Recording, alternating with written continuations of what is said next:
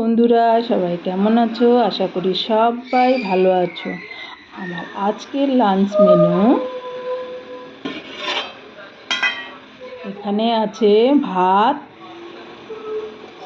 আর এখানে আছে বেগুন ভাজা আর লঙ্কা ভাজা, আর এখানে আছে পাতলা করে মুসুর ডাল টমেটো ধনেপাতা দিয়ে,